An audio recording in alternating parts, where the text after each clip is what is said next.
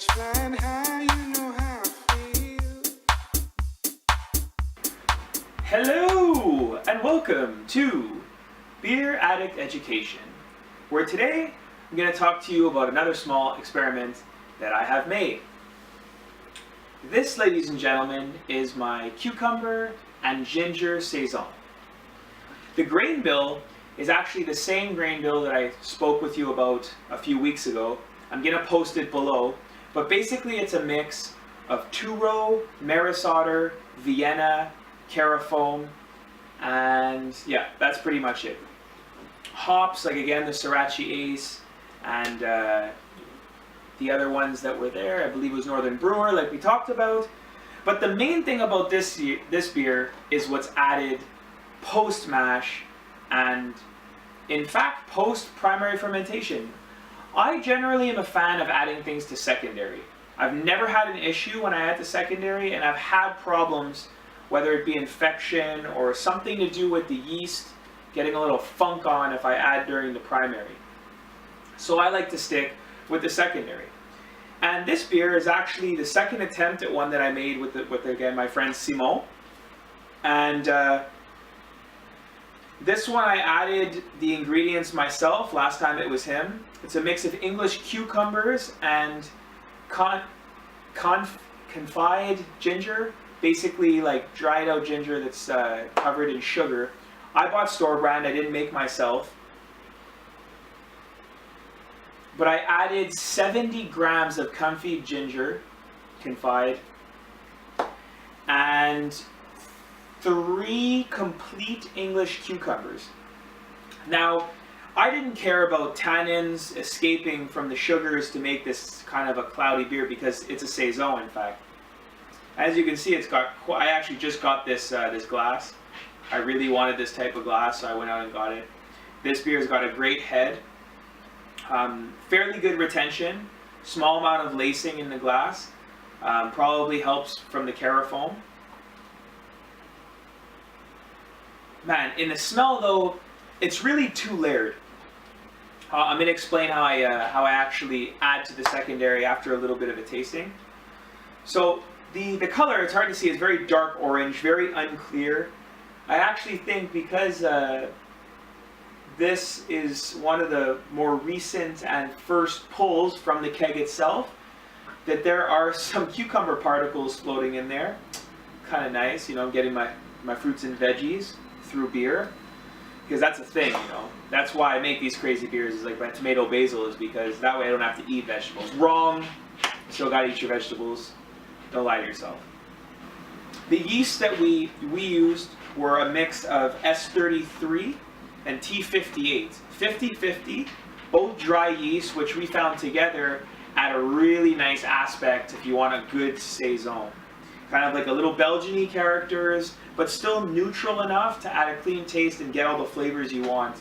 The T58, I find, adds a lot more of those saison characteristics. The S33 is more, really just adds some of those Belgian fruity, spicy esters, which work well with the ginger and the cucumber. So again, that's the color. The aroma, like I said, is two layered. It's like you get that kind of spicy ginger characters from it, but overall, it's a real wet cucumber that comes out in the aroma. And there's grassiness even. I don't know if, I mean, it's really wet. I don't know how to describe it. It's like, even though the ginger itself was actually dried ginger, it was let in sugar and let dried out, kind of like any of your dried fruits. I think the way that I mashed everything together really brought out kind of like those wet, juicy, almost like, it's mouth-watering in a sense. I guess I'm just sitting here getting thirsty. But the cucumber comes out a lot more pronounced to me than the ginger. But the ginger's extremely, you can't miss it, but the big kind of mouth feel in the nose feel, we'll call it, is cucumber.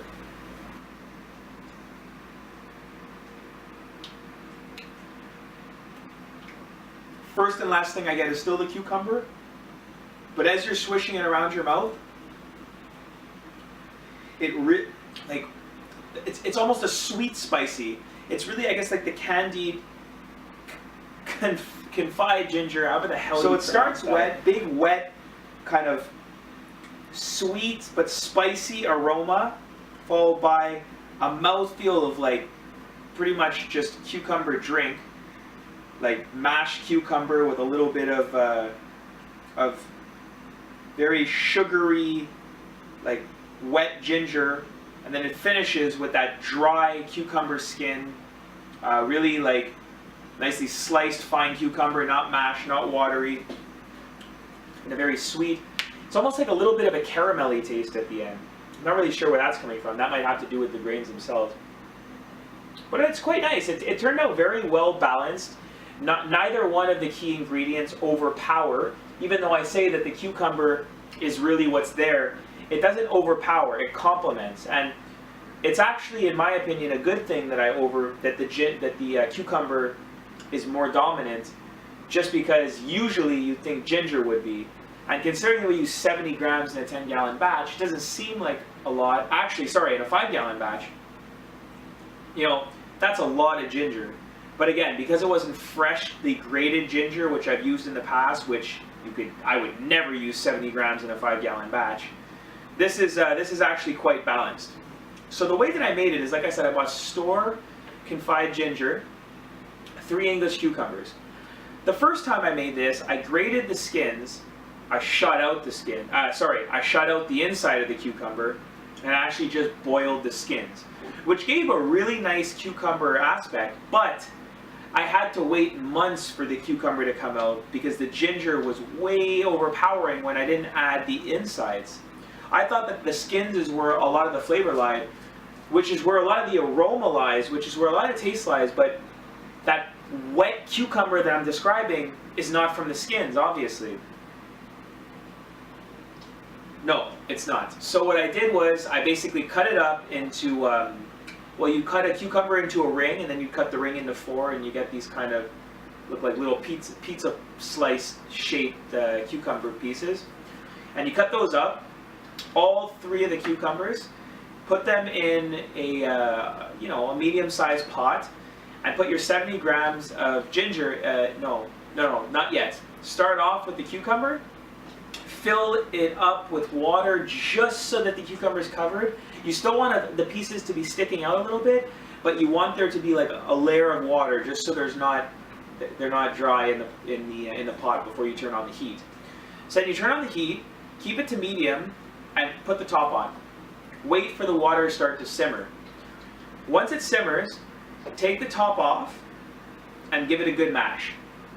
Now once you've done that first mash, you're going to leave it on the burner on medium to low for half an hour, and it's going to simmer away. Leave the top on. After half an hour, mash it again and do the same thing, another half an hour. Now after an hour is complete and it's been mashed technically 3 times, you did it the first time, after the half an hour, and after the second half an hour, you're going to add the ginger. And you're going to leave it again for 30 minutes. Once that 30 minutes is done, you're going to mash the ginger and the cucumber. The cucumber at this point is, it's essentially mashed completely. The skins have separated from the inside. The inside is basically joined the rest of the water in this kind of liquidy soup. And the skins are hanging around having a good time in there with the ginger. Wrapping all up in them, getting a little sugar on it. It's really nice. Quite nice. Good time to be a cucumber. So then, after the first half an hour of after the ginger has been added, you're going to leave it for a 4th and final half an hour to wrap up after 2 hours. Give it one final mash, and then add it to your carboy. You're going to want to let that cool for probably about 15 minutes to half an hour, depending on the ambient temperature in the room. And then you're going to siphon off your primary fermented beer onto this lovely concoction and leave it for 2 weeks. That was the perfect amount of time for this bad boy. I siphoned that right off into the keg after. Didn't filter anything. Didn't have to. Everything except some of the cucumber skins actually sunk to the bottom of the carboy. So that's why I have a little bit of cucumber pieces in my pint glass.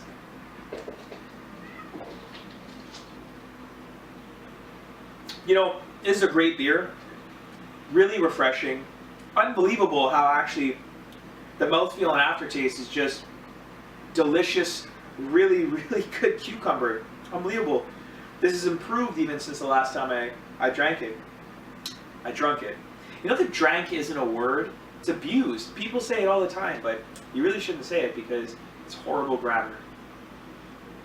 In any case, I'm going to be focusing on a lot of other kinds of beers this year. Actually, not a lot of other kinds. 4 kinds specifically that I'm going to keep going until I perfect. So I'm going to take a break from all this wild experimenting, which in my opinion is a good decision for me because I have certain goals that I want to meet, and unless I start on track to perfect the ones that I think are going to be the true winners in this game, then, I'm having a good time either way. But like I said, to meet my goals, we're going to take a break from the wild experimenting. But I'm going to post this recipe in the comment section below. Definitely suggest any of you to try it. It's a great saison. Like I said, the T58 and S33 mix does a wondrous job. So yeah, that's pretty much all I got to say this week. Just wanted to give you a little talk on this beer that I got going on. Next week, I'm hoping to get some footage of the brew day that I'm going to be having on the upcoming weekend. If I can't get the whole video, the whole brewing process on video, I'm definitely going to get some clips, show you guys how I do certain key things, what I've learned, maybe some tips. So yeah, that's pretty much all I got to say for this week, guys. So thanks for watching. And, try the recipe I'm going to put in the comment section below because it's worth it and it makes a great home brew. Thanks for watching. Beer Addict Education appreciates all your support. And, share this link with your friends. Share my page. Hopefully it'll get even bigger and better. Again, let me know what you guys want to see. I appreciate everything. This is Mike, and peace.